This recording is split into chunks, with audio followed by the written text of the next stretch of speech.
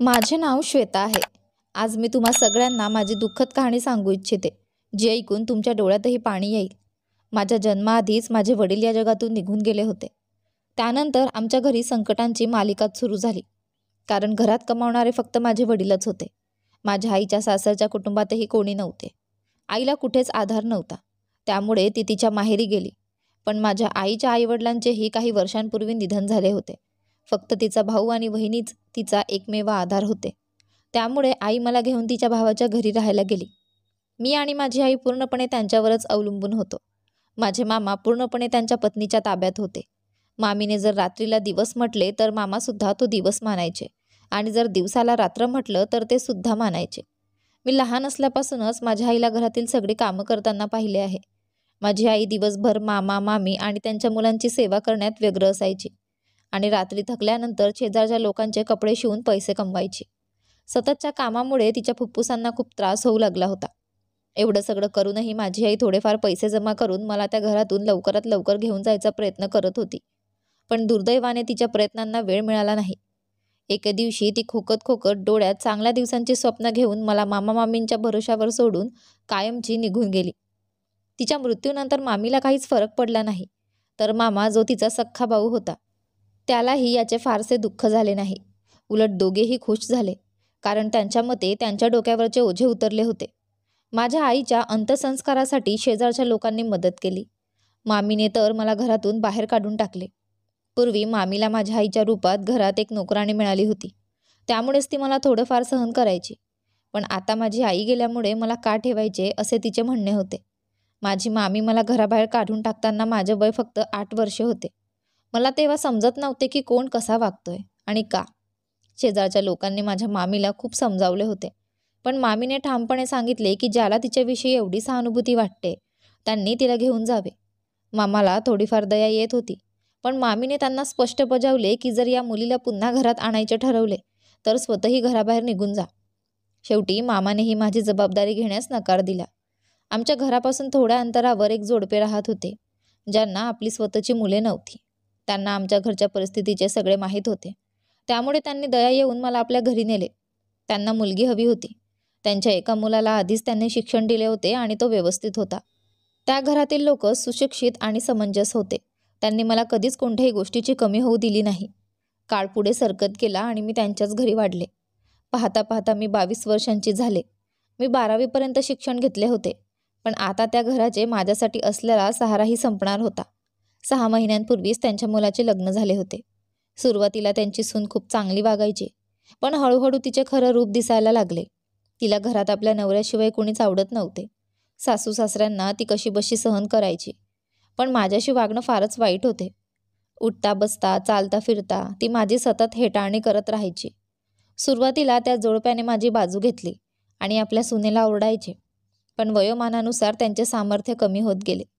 तरीही त्यांनी ठरवले की सुनेने सगळं आपल्या नावावर करण्यापूर्वी माझ्यासाठी चांगली व्यवस्था करावी. त्या दोघांनी नेहमी माझी चांगली काळजी घेतली होती. त्यांनी मला मुलीप्रमाणे वाढवले होते. पण त्यांची सून कधीच त्यांच्या चांगुलपणाला महत्त्व देत नव्हती. त्यांनी माझ्यासाठी योग्य जोडीदार शोधण्याचा निर्णय घेतला. त्यांनी लवकरच माझे लग्न ठरवले आणि 1 महिन्याच्या आतच माझे लग्न लावून दिले. लग्नानंतर मी नव्या घरात आणि नव्या आयुष्यात पाऊल टाकले. नवऱ्याशिवाय सासरच्या घरात कोणीच नव्हते. माझ्या नवऱ्याचा एक छोटा भाऊ होता, ज्याने आधीच एका मुलीशी पडून जाऊन लग्न केले होते. त्यामुळे माझ्या नवऱ्याला खूप अपमान सहन करावा लागला होता. या कारणामुळे त्याने आपल्या भावासोबत सगळे नातेसंबंध तोडले होते. सासू सासऱ्यांचेही निधन झाले होते. त्यामुळे माझा नवरा या घरात एकटाच राहत होता. मी विचार केला की या शांत घरात माझे आयुष्य खूप आनंदात जाईल. पण हा माझा मोठा गैरसमज होता आणि मला त्याची जाणीव फार लवकर झाली. पहिल्या रात्रीच माझा नवरा खोलीत आला आणि मला मारायला सुरुवात केली. पहिल्या रात्रीच तो मद्यधुंद अवस्थेत आला होता. त्या रात्री माझे नशीब पाहून मी हळहळत राहिले. माझ्या आयुष्यात सुखच नव्हतं का, असा प्रश्न माझ्या मनात येत होता. त्या दिवशी माझा नवरा मला मारहाण करून कुठेतरी निघून गेला. खूप रात्र झाली तरी तो परत आला नाही. खरी गोष्ट अशी होती की माझ्या नवऱ्याला खूप संशय होता आणि त्याला माझे सुंदर असणे आवडत नव्हते. तो चुकीच्या संगतीत वावरला होता. जिथे इतर लोक आपल्या पत्नीच्या सुंदरतेवर आनंदी असतात, तिथे माझा नवरा मात्र माझ्या सुंदरतेला संकट मानत होता. पहिल्या रात्रीपासूनच मी शांत राहायला शिकले होते. माझा नवरा खूप संशयी होता. तो अशा माणसांपैकी एक होता जो आपल्या पत्नीवर कधीच विश्वास ठेवत नाही. मला वाटले होते की कदाचित तो वेळेनुसार सुधारेल, पण जसा जसा वेळ जात होता तसा तसा त्याचे वागणे अधिकच बिघडत चालले होते. तो मला कुणासमोर येऊही देत नव्हता आणि सतत विचित्र नजरेने माझ्याकडे पाहत असे. घरी असताना तो मला त्याच्या नजरेपासून दूर जाऊच देत नसे आणि बाहेर जाताना दाराला बाहेरून कुलूप लावत असे. जर घरात एखादा पाहुणा आला तर मला खोलीतून बाहेर येऊच देत नसे. पाहुण्यांच्या संपूर्ण वेळात माझ्या खोलीचा दरवाजा बंदच असे. कधीकधी मी त्याचा चांगला मूड पाहून त्याच्यासाठी तयार होत असे, पण तो लगेच रागीट चेहरा करत असे आणि मला मारायला सुरुवात करत असे. त्यानंतर मात्र तो माफी मागायचा. मी 1 वर्षभर हे सगळं सहन केले होते. त्याच्या इतक्या मारहाणीमुळेही तो माफी मागताच मी त्याला क्षमा करायचे, पण तो पुन्हा पुन्हा त्याच प्रकारे वागायचा. आता मात्र मी खूपच वैतागले होते. माझ्या सुंदरतेसाठी मी काहीच दोषी नव्हते, तरीही मी 1 वर्ष त्याचे सगळे अत्याचार सहन करत होते. हा विचार करून मी कदाचित तो सुधारेल, पण त्याचे अत्याचार दिवसेंदिवस वाढतच होते.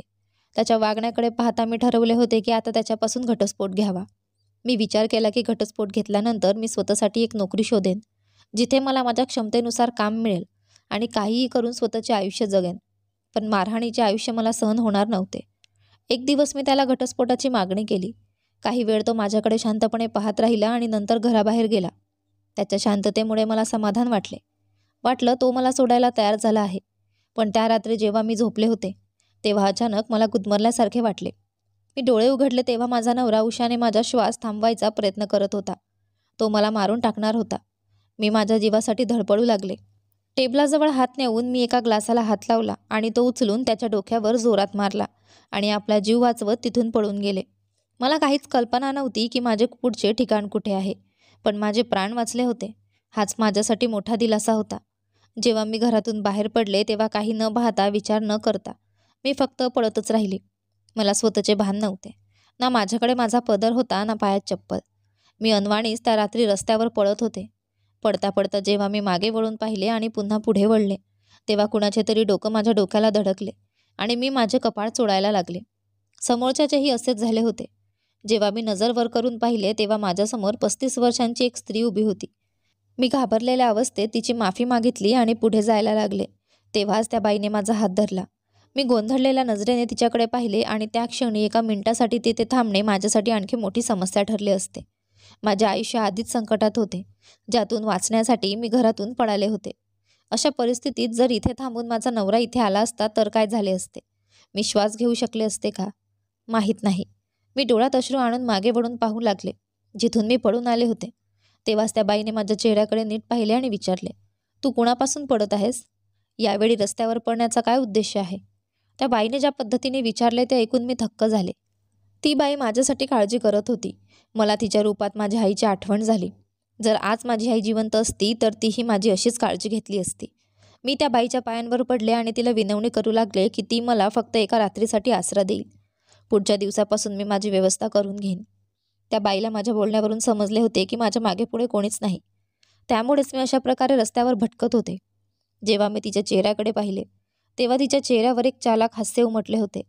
जेव्हा मी समजू शकले नाही तर त्यावेळी मी तिच्या चेहऱ्यावरचे ते हास्य समजून घेतले असते तर मला समजले असते की त्या बाईच्या डोक्यात काय चालले होते आणि मी कधीच तिच्यासोबत जाण्याची चूक केली नसती. पण त्यावेळी मला मदतीची गरज होती. ती बाई मला तिच्यासोबत तिच्या मोठ्या गाडीत बसवून घेऊन गेली. काही वेळातच गाडी एका मोठ्या बंगल्याजवळ थांबली. ती बाई मला हात धरून बंगल्याच्या आत घेऊन गेली. आत गेल्यावर मला माझ्या मोठ्या चुकांची जाणीव झाली, पण तोपर्यंत खूप उशीर झाला होता. मी बंगला चारही बाजूंनी पाहत होते. मला समजले होते की ते कोणाचे घर नाही तर एक कोठा आहे. मी खूप घाबरले होते आणि काहीच कळत नव्हते की मी काय करावं. मी उलट्या पावलांनी तिथून पळून जाण्याचा प्रयत्न करत होते, पण तेव्हाच त्या बाईने माझा विचार ओळखून कोणाला तरी इशारा केला.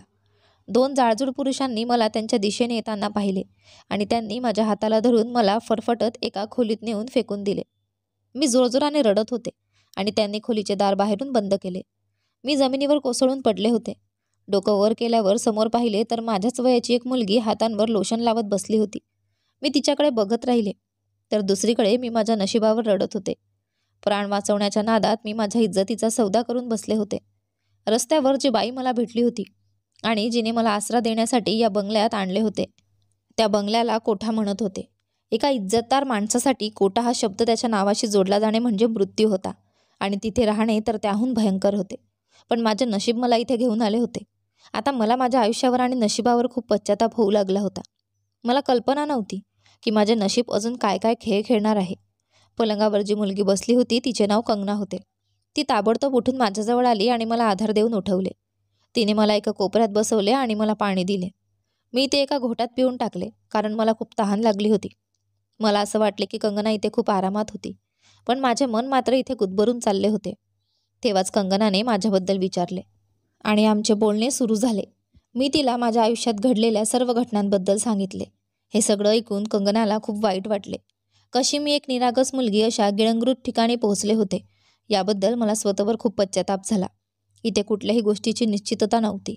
कधी कोण इथे येईल आणि माझ्या इज्जतीचा चेंदामेंदा करून टाकेल याचा काही भरवसा नव्हता. माझे नशीब अजून कोणता कस पाहणार होते हे कळत नव्हते.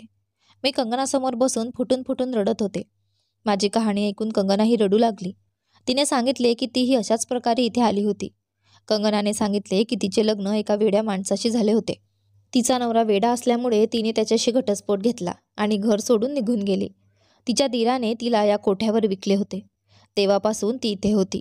सुरुवातीला तिने खूप गोंधळ केला होता, पण तरीही ती आपली इज्जत वाचवू शकली नाही. ती मागील 4 वर्षांपासून या कोठ्यावर होती. कोठ्यावर नशा करण्याव्यतिरिक्त काय काय होते याबद्दल सर्वांना माहीत होते. कंगना एका चांगल्या कुटुंबातून होती. कॉलेजमध्ये कंगनाचे एका मुलावर प्रेम जडले होते. तो मुलगाही तिला खूप आवडायचा. त्याच्यासाठी कंगनाने तिच्या बालपणात ठरलेले लग्न मोडून कुटुंबाच्या विरोधात जाऊन त्याच्यासोबत लग्न केले होते. लग्नानंतर सुरुवातीला सर्व काही खूप चांगले चालले होते, पण नंतर कंगनाच्या नवऱ्याचा वेडेपणा तिच्या समोर आला. कंगनाने तिच्या नवऱ्याला सांगितले, तू वेडा आहेस, याबद्दल मला आधी कळले नव्हते. तिच्या दीराने या वेड्या भावाच्या परिस्थितीचा फायदा घेत कंगनाला कोठ्यावर विकले होते. कंगना एकदा इथून पडून जाण्यात यशस्वी झाली आणि परत आपल्या घरी गेली, पण तिच्या कुटुंबाने तिला स्वीकारण्यास नकार दिला. मजबुरीत आपल्या पोटाची भूक मिटवण्यासाठी कंगनाला पुन्हा त्या दलदलीत परत यावे लागले. लाडाकोडात वाढलेली मुलगी कोठ्यावर अनेकांची हवस भागवण्याचे साधन बनली होती. शेवटी तिने चंदाबाईच्या पायांवर पडून विनंती केली की तिच्यावर असा अन्याय होऊ नये. कंगनाची कोणती तरी गोष्ट चंदाबाईला आवडली असावी, कारण तिने कंगनाला इथे केवळ नाचण्यासाठीच ठेवायचे ठरवले. कंगना इथली सर्वोत्कृष्ट नृत्यांगना बनली. आता चंदाबाईला कंगनावर पूर्ण विश्वास होता. त्यामुळेच मला कंगनाच्या हवाली केले होते, जेणेकरून ती मला तयार करून महफिलीत सादर करू शकेल. तिचा उद्देश माझ्यावर बोली लावण्याचा होता, कारण मी खूप सुंदर होते आणि चंदाबाईला माझ्यामुळे भरपूर नफा होऊ शकला असता. मी खूप चिंतेत होते आणि वारंवार खोलीत फेऱ्या मारत होते. कंगना खूप वेळ बसून मला पाहत होती आणि मग म्हणाली, तुला इतकं विचार करण्याची गरज नाही. इथे काहीही विचार करून काहीच होणार नाही. उगाचच इतके चक्कर मारल्याने फक्त तुझ्या पायांनाच त्रास होईल. माझ्याकडे दुसरा कोणताही पर्याय नव्हता.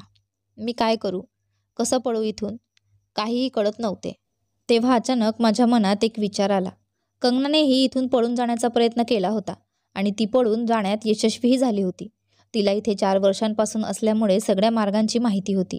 मी तात्काळ कंगनाच्या समोर हात जोडून उभी राहिले, कारण फक्त तीच मला इथून बाहेर काढू शकत होती. मी तिच्यासमोर विनंती करू लागले की तिने मला इथून बाहेर काढावं. बदलीत मी तिच्या सांगण्यानुसार सर्व काही करीन. खूप वेळ विनंती केल्यावर कंगना माझी मदत करण्यासाठी तयार झाली. तिची अट मी मान्य केली. रात्री 4 वाजता जेव्हा सगळा गोंधळ संपला होता आणि सगळे दारूच्या नशेत गुंग होऊन पडले होते, तेव्हा कंगना मला घेऊन खोलीच्या बाहेर आली. तिने माझा हात पकडला होता. तिने सगळे दिवे बंद केले होते. जणू काही अंधारच तिला मदत करत होता. ती मला घेऊन मागच्या बाजूच्या एका दरवाजापाशी गेली. तिने तो दरवाजा उघडला. हे कोठ्याच्या मागच्या बाजूचा दरवाजा होता. कंगनाने मला मिठी मारली आणि म्हणाली, आता तू जाऊ शकतेस. मी बाहेर निघणार होते, तेव्हाच तिने माझा हात पकडला आणि माझ्या हातात एक पत्र दिले. ती म्हणाली, तू माझा शब्द विसरू नकोस. मी वाट पाहीन. हे पत्र पोहोचवणे तुझी जबाबदारी आहे. मी कंगनाला दिलासा दिला आणि सांगितले, मी माझा शब्द नक्की पाळेन. हे सांगून मी कंगनाला निरोप दिला आणि तिथून निघाले. पण मला कल्पना नव्हती की तिच्यासोबत आता काय होणार आहे. मी तिथून पळून गेले आणि बराच वेळ पळतच होते. सकाळचे 6:30 वाजले होते आणि प्रकाश पसरू लागला होता. चालता चालता मी कुठे पोहोचले हेच मला कळत नव्हते. मी खूप थकले होते आणि माझा घसा कोरडा झाला होता. मला खूप तहान लागली होती. मी आजूबाजूला पाहिले तर थोड्या थोड्या अंतरावर लहान लहान झोपड्या दिसत होत्या. यावरून कळत होते की ही भिकाऱ्यांची वस्ती आहे. त्यावेळेस ही जागा माझ्यासाठी खूप सुरक्षित वाटत होती.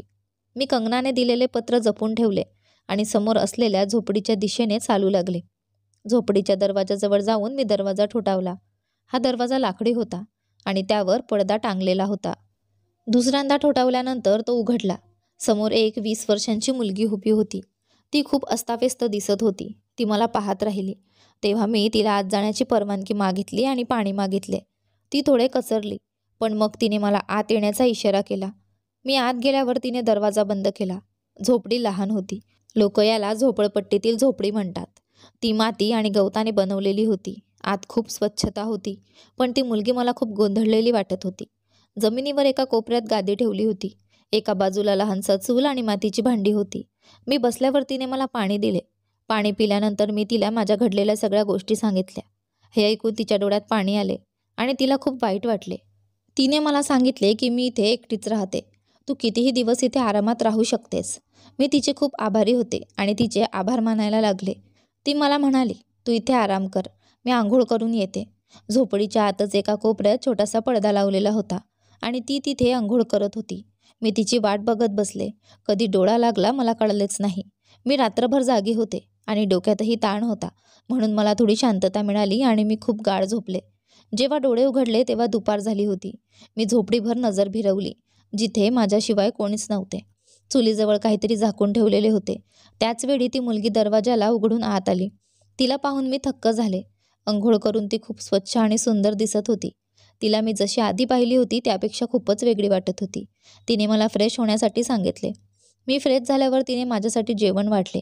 पहिला घास घेताच मी तिच्या कौशल्याची तारीफ करायला लागले. तिच्या हाताला खूप चव होती. ती भिकारीण होती आणि आसपासच्या घरांमध्ये जेवण बनवत असे. सकाळी ती भिक्षा मागायला जायची आणि नंतर दुपारी व संध्याकाळी लोकांच्या घरी स्वयंपाक करायची. यातून मिळालेल्या पैशांतून ती आपला उदरनिर्वाह करत असे.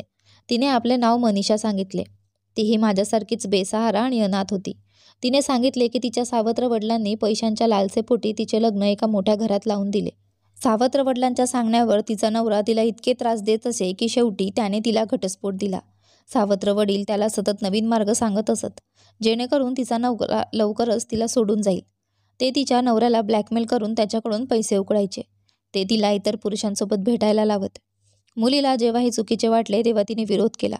मात्र सावत्र वडील तिला बोलवून त्यांच्या सापळ्यात ओढत राहिले. शेवटी 4 महिन्यांतच तिचा नवरा तिला सोडून गेला. त्यानंतर तिच्या सावत्र वडिलांनी तिच्या नवऱ्याकडून पैसे उकळले. तिला घरी आणल्यावर तिचे वडील खूप खुश झाले. त्यांनी पैशांच्या लालसेपोटी तिच्याशी चांगले वागायला सुरुवात केली आणि जेव्हा तिच्या हातात पैसे आले तेव्हा काही दिवसांतच तिच्या सावत्र वडिलांनी आपले खरे रूप दाखवायला सुरुवात केली. त्यांनी तिचे दागिने आणि तिच्यासोबत आणलेले पैसे हिरावून घेतले. जेव्हा मनीषाने याला विरोध केला तेव्हा तिच्या सावत्र वडिलांनी तिच्यावर चोरीचा आळ घेतला आणि तिला बेइज्जत करून घराबाहेर काढून टाकले. तेव्हापासून ती भिकाऱ्यांच्या वसाहतीत राहू लागली आणि भिकारीण म्हणून जीवन जगू लागली. सुरुवातीला तिने भीक मागून आपला गुजारा केला. नंतर त्या वसाहतीतल्या लोकांनी तिला आधार दिला आणि ती तिथे स्थायिक झाली. तिथेच ती आसपासच्या श्रीमंत घरांमध्ये स्वयंपाक करायला लागली. मनीषा खूप टेस्टी स्वयंपाक करत असे, त्यामुळे तिला स्वयंपाकासाठी नोकरी मिळाली होती. ती रोज ठरलेल्या वेळेत दुपार आणि रात्रीचे जेवण बनवायला जात असे आणि तिच्या कामाच्या मोबदल्यात तिला थोडे पैसे आणि अन्न मिळत असे. हळूहळू मनीषाने परिस्थितीशी लढायला शिकले, पण यासाठी तिला खूप दुःख आणि त्रास सहन करावा लागला. मी असते तर हे सगळं सहन करणं माझ्यासाठी अशक्य होते आणि कधीच संपून गेले असते. मनीषा आणि कंगनाच्या जीवनाने मला शिकवले की एका एकटी स्त्रीसाठी जगणे खूप कठीण आहे. जिथे जागोजागी वासनेचे शिकारी तिची वाट पाहत असतात, तिच्या सन्मानावर घाला घालायला संधी शोधत असतात. मी ठरवले होते, कंगनाशी दिलेले वचन पूर्ण झाल्यावर मी माझ्या नवऱ्याकडे परत जाईन. तो जसा असेल, जसा वागेल, पण कमीत कमी त्याच्या घरी माझा सन्मान सुरक्षित होता. संध्याकाळी मी मनीषाला माझ्यासोबत येण्यास सांगितले. तिने तिच्या उशाखालून पैसे काढले आणि माझे लक्ष तिच्या उशाखाली ठेवलेल्या एका फोटोवर गेले. फोटो पाहताच मी स्तब्ध झाले. मी तिला त्या फोटोबद्दल विचारले आणि जे काही तिने सांगितले ते ऐकून माझ्या पायाखालची जमीन सरकली. मी कशीबशी स्वतःला सावरले आणि रडतच तिथून बाहेर पडले. मनीषाही माझ्या मागोमाग आली. रात्री 11:30 वाजता पोलिसांनी एका कोठ्यावर छापा टाकला होता, जिथे ब्युटी पार्लरच्या नावाखाली चुकीचे काम चालत होते. चंदाबाई आणि तिच्या गटाला रंगेहात पकडण्यात आले. मी थोड्या अंतरावर कंगनाची वाट पाहत उभी होते, पण ती बराच उशीर होऊनही आली नाही. थोड्या वेळाने पोलिसांनी एका मुलीचा मृतदेह बाहेर काढला. थरथरत्या पावलांनी मी त्या मृतदेहाजवळ गेले आणि चेहऱ्यावरचे कापड काढताच माझी किंकाळी फुटली. तो मृतदेह कंगनाचा होता. चंदाबाईने तिला निर्दयपणे मारहाण करून ठार केले होते. मनीषा त्या मृतदेहाकडे स्तब्ध उभी राहिली. माझ्या विचारल्यावर तिने सांगितले की कंगना तिच्या नवऱ्याची पहिली पत्नी होती, जी त्याला सोडून पळून गेली होती. हे ऐकताच माझ्या डोक्यावर जणू आकाश कोसळले. सगळे रहस्य आजच उघडायचे होते का? माझे डोके सुन्न झाले होते आणि मला खूप भीती वाटत होती. मी मनीषाला घेऊन माझ्या घरी निघाले. तिथे पोहोचायला मला 2 तास लागले. घरी पोहोचताच माझा नवरा माझ्या पायांवर पडून मला माफी मागू लागला. तेवढ्यात मागून त्याचा भाऊही आला, ज्याला मी आजवर फक्त फोटोमध्येच पाहिले होते. मी माझ्या नवऱ्याला मनीषाच्या समोर आणले. मनीषा, जी आधीच शॉकमध्ये होती, माझ्या नवऱ्याला पाहून ताबडतोब भानावर आली आणि त्याच्याकडे पाहून माफी मागू लागली. मनीषाच्या उशाखालून सापडलेला फोटो दुसरा कुणाचा नव्हता, तर माझ्या नवऱ्याचाच होता. माझा नवरा मनीषाचा नवरा राहिला होता आणि त्याआधी तो कंगनाचा नवरा राहिला होता. मी माझ्या नवऱ्याला कंगनासोबत घडलेल्या दुर्घटनेबद्दल सगळं सांगितले. आमच्या चौघांचे आयुष्य एकाच ठिकाणी येऊन ठेपले होते, जिथे कोणताही व्यक्ती खरा दोषी नव्हता. मनीषासाठी दोषी तिचे सावत्र वडील होते आणि कंगनासाठी दोषी तो व्यक्ती होता जो माझ्या नवऱ्याच्या मागे उभा होता, माझा धीर. त्याने कंगना आणि तिच्या नवऱ्याच्या नात्यामध्ये फूट पाडली होती. माझा नवरा पागल नव्हता, पण त्याच्या कानात भरणारा दुसरा कोणी नव्हता, तर त्याचा स्वतःचा भाऊच होता. त्याला आपल्या भावाचे घर टिकू द्यायचे नव्हते. माझ्याही वेळी त्याने माझ्या नवऱ्याचे डोके भुसभुशीत केले होते, ज्यामुळे माझा नवरा माझ्यावर कठोर वागत असे. त्याला वाटत होते जर त्याने मला वठणीवर आणले नाही तर मीही त्याच्या पहिल्या बायकोसारखी त्याला सोडून जाईन. मी कंगनाने दिलेले पत्र काढून माझ्या नवऱ्याला दिले. ते पत्र वाचताना माझ्या नवऱ्याचा चेहरा पांढरा फटक पडत गेला. त्याने अचानक मागे वळून आपल्या भावाचा गळा धरला आणि त्याला बेदम मारू लागला, ज्यामुळे तो जमिनीवर कोसळला. कंगनाच्या पत्रात लिहिले होते की माझ्या नवऱ्याचा भाऊ चंदाबाईचा उजवा हात होता. तो निरागस आणि भोळ्या मुलींना फसवून कोठ्यावर विकायचा. त्याने आतापर्यंत कित्येक निष्पाप आयुष्य उद्ध्वस्त केली होती. माझ्या नवऱ्याने ताबडतोब पोलिसांना फोन केला आणि आपल्या भावाला पोलिसांच्या हवाली केले. यानंतर तो माझ्या पायांवर पडून माफी मागू लागला. मी त्याला माफ केले, कारण या सगळ्या प्रकारात त्याचा काहीच दोष नव्हता. त्याच्या भावाने परिस्थिती अशी निर्माण केली होती की तो माझ्यावर विश्वास ठेवू शकला नाही. मनीषा हळूच तिथून आपल्या झोपडीकडे परत निघून गेली. मी आणि माझ्या नवऱ्याने पोलिसांकडून कंगनाचा मृतदेह परत घेतला आणि तिचे अंतिम संस्कार पूर्ण केले. आता आम्ही नवरा बायको दोघेही आनंदी आहोत. पण तरीही मनीषाचे आयुष्य आम्हाला योग्य वाटत नव्हते. म्हणून मी आणि माझ्या नवऱ्याने ठरवले की आम्ही मनीषाला आमच्यासोबतच ठेवू. आता आम्ही आमच्या कुटुंबासोबत आनंदी आहोत आणि मनीषाही आमच्यासोबत राहते. तिने आपली झोपडी सोडून दिली आहे. मित्रांनो, मला आशा आहे की तुम्हाला आमची गोष्ट आवडली असेल. गोष्ट आवडली असल्यास व्हिडिओला लाईक करा आणि नवीन असाल तर चॅनलला सबस्क्राईब करा. आणि हो, नोटिफिकेशन बेल दाबा, जेणेकरून पुढील व्हिडिओची अपडेट तुम्हाला सर्वात आधी मिळेल. धन्यवाद.